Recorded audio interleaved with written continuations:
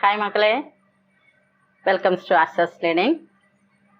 നമ്മൾ ഇന്ന് പഠിക്കാൻ പോകുന്നത് 6ാം ക്ലാസ്സിലെ ഫസ്റ്റ് യൂണിറ്റിൻ്റെ ആദ്യത്തെ ചാപ്റ്ററാണ് നമ്മൾ പഠിക്കാൻ പോകുന്നത്. അതായത് ബാദൽ ദാനി എന്നാണ് ലെസൻ്റെ പേര്. ഇതൊരു കവിതയാണ്.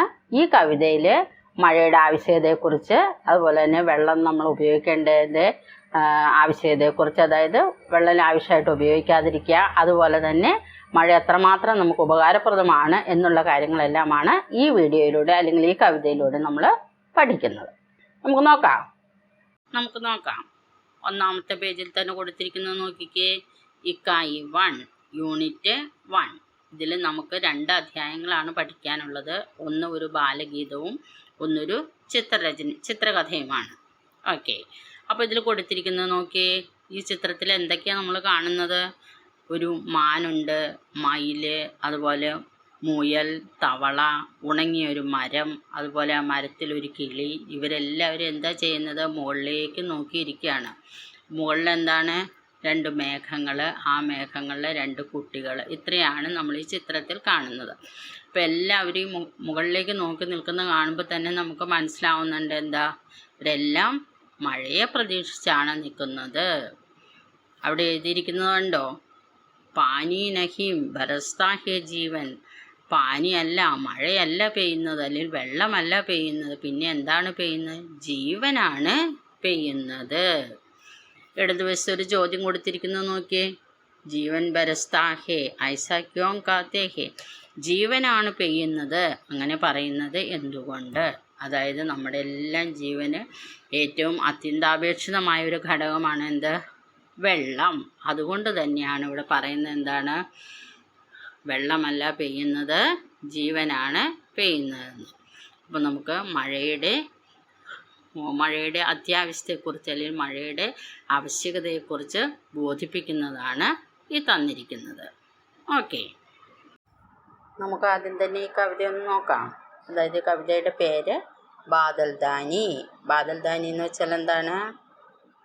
അല്ലയോ ദാനിയായ മേഘമേ എന്നാണ് കവിയുടെ ബാദലിനെ അല്ലെങ്കിൽ മേഘത്തെ വിളിച്ചിരിക്കുന്നത്. ഇവിടെ എഴുതിയിരിക്കുന്ന കവിയാണ് ആര്? ബാബുലാൽ ശർമ്മ പ്രേം.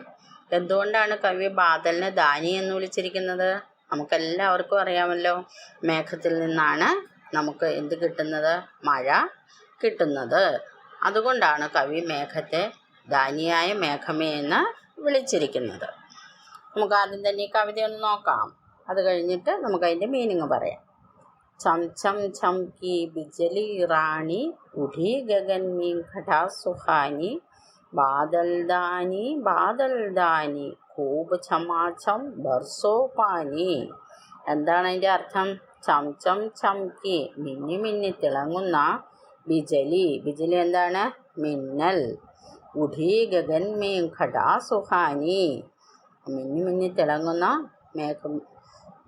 മിന്നൽ, അതായത് നല്ല വെട്ടി തിളങ്ങുന്ന മിന്നൽ. ഉഠി ഗഗൻമേ ഘടാ സുഹാനി ഉയർന്നു നിൽക്കുന്ന ആകാശത്തിലെ മേഘങ്ങളെ. ഘട എന്താണ്? ഘട മേഘം. ബാദൽ എന്നുള്ളതിന് പകരം വേറൊരു വാക്ക്. അപ്പം ഈ ഉയർന്ന ആകാശത്തിൽ മിന്നി മിന്നി തിളങ്ങുന്ന ബിജലി മേഘങ്ങളെ വളരെ സുന്ദരമാക്കുന്നു. ബാദൽ ദാനി ബാദൽ ദാനി, അല്ലയോ ദാനിയായ മേഘമേ, ഖൂബ് ഛമാഛം ബർസോ പാനി, നല്ലതുപോലെ നല്ല ശക്തിയായിട്ട് മഴ പെയ്തിറങ്ങിയാലും. പ്യാസി ചിടിയ പ്യാസി ഗയ്യ ഖാലി ഹേ സബ് താൽ തലയ്യ സൂഖേ ഘാട്ട് പടി ഹേ നയ്യ കുയി മछलियां को ഹൈറാനി ബാദൽ ദാനി ബാദൽ ദാനി. എന്താണ് പ്യാസി എന്ന് വെച്ചാൽ? പ്യാസി ദാഹിക്കുന്ന, ചിടിയ പക്ഷി, ഗയ്യ പശുക്കൾ എന്ന് വെച്ചാൽ എന്താ? അപ്പോൾ ദാഹിച്ചിരിക്കുന്ന പക്ഷികൾ, അതുപോലെ തന്നെ പശുക്കൾ. ഖാലി ഹേ സബ് താല് തലായ, ഖാലിയായി കിടക്കുന്ന അല്ലെങ്കിൽ ശൂന്യമായി കിടക്കുന്ന തോടുകളും കുളങ്ങളും. സൂഖേ ഘാട്ട് പടി ഹേ നയ്യ, പിന്നെയോ വറ്റി വരണ്ട് കിടക്കുന്ന ഘാട്ട് എന്താണ്? കടവ്. പടി ഹേ നയ്യ, വറ്റി വരണ്ട് കിടക്കുന്ന കടവിൽ പടീഹേ നയ്യ, നയ്യ തോണി, എങ്ങും പോകാനില്ലാതെ കിടക്കുന്ന തോണി. കുയി മച്ചലിയോങ്കോ ഹൈറാനി, എന്താ വെള്ളമില്ലാതെ കിടന്ന് പിടയ്ക്കുന്ന മീനുകൾ. ബാദൽ ദാനി, ബാദൽ ദാനി, അല്ലയോ ദാനിയായ മേഘമേ, മഴ നല്ലതുപോലെ പെയ്തിറങ്ങിയാലും. ഇതാണ് കവി മേഘത്തോട് പറയുന്നത്. നമുക്കിനി അടുത്ത സ്റ്റാൻസയുടെ മീനിങ് നോക്കാം. सागर से भर भर जल लाते, गाँव गाँव में दस बरसाते, सब जीवों की प्यास बुझाते, धरती हो जाती है धानी, बादल दानी बादल दानी. നമുക്ക് വേർഡ് മീനിങ് ഒന്ന് നോക്കാം. സാഗർ സെ, സാഗർ സമുദ്രം, സാഗർ സെ ഫർ ഫർ ജൽ ലാത്തെ, സമുദ്രത്തിൽ നിന്ന് ധാരാളം വെള്ളം എടുത്തുകൊണ്ട്, അതായത് നിറയെ വെള്ളം എടുത്തുകൊണ്ട്, ഗാവ് ഗാവ് മേ രസ് ബർസാത്തെ, കടലിൽ നിന്ന് ധാരാളം വെള്ളം എടുത്തുകൊണ്ട് നമുക്ക് അല്ലയോ മേഘമേ, ഗ്രാമങ്ങൾ തോറും നീ മഴ പെയ്യിച്ചാലും. രസ് എന്താണ്? രസ് എന്ന് പറയുന്നത് മഴയാണ് ഇവിടെ ഉദ്ദേശിച്ചിരിക്കുന്നത്. അപ്പോൾ കടലിൽ നിന്ന് നീ എത്ര വെള്ളം വേണമെങ്കിലും നീ എടുത്തുകൊള്ളൂ, എന്നിട്ട് നീ ഗ്രാമങ്ങൾ തോറും ധാരാളം വെള്ളം അല്ലെങ്കിൽ മഴ പെയ്യിച്ചാലും. സബ് ജീവോं की प्यास बुझाते, പ്യാസ് ദാഹം, ബുझാത്തെ ശമിപ്പിക്കുക, എല്ലാ ജീവജാലങ്ങളുടെയും ദാഹം നീ ശമിപ്പിച്ചാലും. ധർത്തി ഹോ ജാത്തി ഹേ ധാനി, ധർത്തി ഭൂമി, ജാതി ഹേ ധാനി, ഈ ഭൂമി മുഴുവൻ നീ പച്ചപ്പുകൾ കൊണ്ട് നിറച്ചാലും. ബാദൽ ദാനി ബാദൽ ദാനി, അല്ലയോ ദാനിയായ മേഘമേ, നീ സമുദ്രത്തിൽ നിന്ന് എത്ര വെള്ളം വേണമെങ്കിലും എടുത്തുകൊള്ളൂ, എന്നിട്ട് ഗ്രാമങ്ങൾ തോറും നിറയെ മഴയെ പെയ്യിച്ചാലും. അതുപോലെ തന്നെ എല്ലാ ജീവജാലങ്ങളുടെയും ദാഹം ശമിപ്പിക്കൂ. അതേപോലെ ഈ ഭൂമിയെ നീ പച്ചപ്പ് കൊണ്ട് നിറച്ചാലും. അടുത്തത് നോക്കാം നമുക്ക്. फसल दान की खेतों महके, राख घाट हरियाली लहके, मन किसान का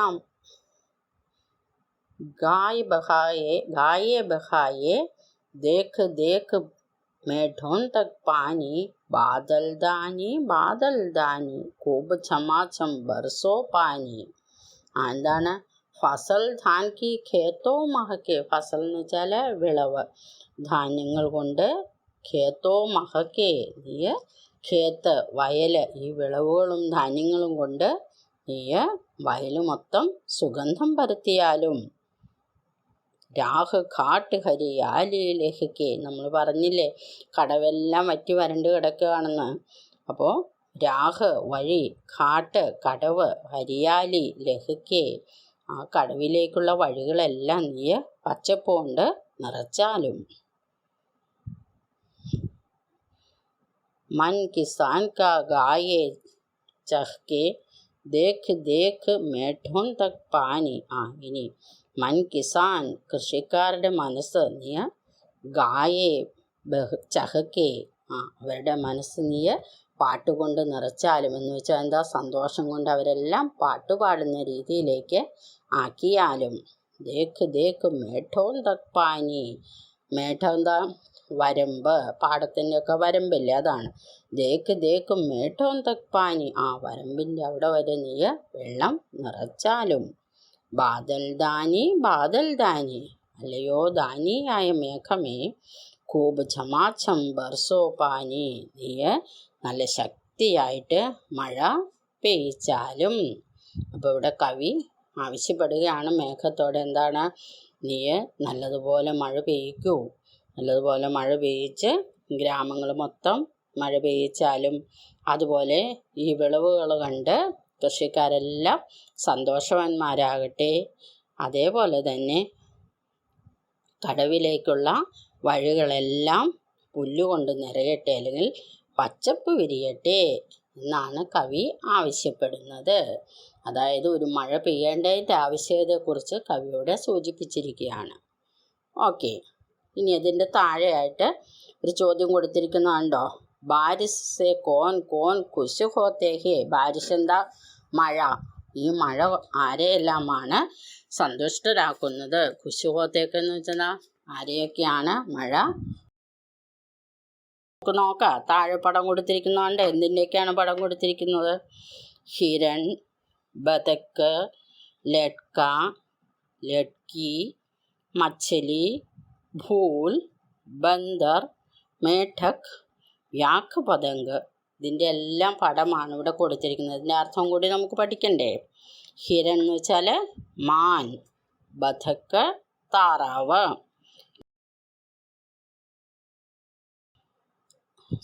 ലട്ക ആൺകുട്ടി, ലട്കി പെൺകുട്ടി, മച്ചലി മീൻ, ഭൂൽ പൂവ്, ബന്ദർ കുരങ്ങൻ, മേഠക് തവള. അപ്പോൾ ഇത്രയും ജീവജാലങ്ങളാണ് ഇവിടെ ഈ മഴ കൊണ്ട് സന്തോഷിക്കുന്നത്. അപ്പോൾ നമുക്ക് അതിൻ്റെ answer എഴുതണ്ടേ?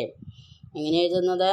Hiran, ബതക്ക്, ലട്ക, ലട്കി, മച്ചലി, fool, Bandar, മേഠക് sub ബാരിഷ് സെ ഖുശ് ഹോത്തെ ഹേ. ഇവരെല്ലാം മഴ കൊണ്ട് സന്തുഷ്ടരാണ് അല്ലെങ്കിൽ സന്തോഷവാന്മാരായിരിക്കുന്നു എന്നാണ് കവി ഇവിടെ സൂചിപ്പിച്ചിരിക്കുന്നത്. ഓക്കെ, അപ്പോൾ നമുക്ക് ഈ പാഠത്തിൻ്റെ ബാക്കി ഭാഗം നമുക്ക് അടുത്ത ക്ലാസ്സിൽ പഠിക്കാം. ഓക്കെ, കവിത നമ്മൾ പഠിച്ചു കഴിഞ്ഞു. ഇനി നമുക്ക് അടുത്ത പേജുകളിലേക്കുള്ളത് അടുത്ത ദിവസം അടുത്ത വീഡിയോയിൽ പഠിക്കാം. ഓക്കെ, അപ്പോൾ ഇന്നത്തെ വീഡിയോ എല്ലാവർക്കും ഇഷ്ടമായിട്ടുണ്ടാവും എന്ന് വിചാരിക്കുന്നു. ഇഷ്ടമായെങ്കിൽ വീഡിയോ ഷെയർ ചെയ്യുക, ലൈക്ക് ചെയ്യുക. അതേപോലെ തന്നെ തുടർന്നുള്ള വീഡിയോകൾക്ക് വേണ്ടിയിട്ട് സബ്സ്ക്രൈബ് ചെയ്യുക, ബെൽ ബട്ടൺ പ്രസ് ചെയ്യുക. നമ്മുടെ വീഡിയോയുടെ അവസാനം ഡിസ്ക്രിപ്ഷനിൽ കഴിഞ്ഞ ക്ലാസ്സുകളുടെ ലിങ്ക് കൊടുത്തിട്ടുണ്ട്. അപ്പോൾ അതും കൂടി എല്ലാവരും ഒന്ന് നോക്കുക. Okay, by.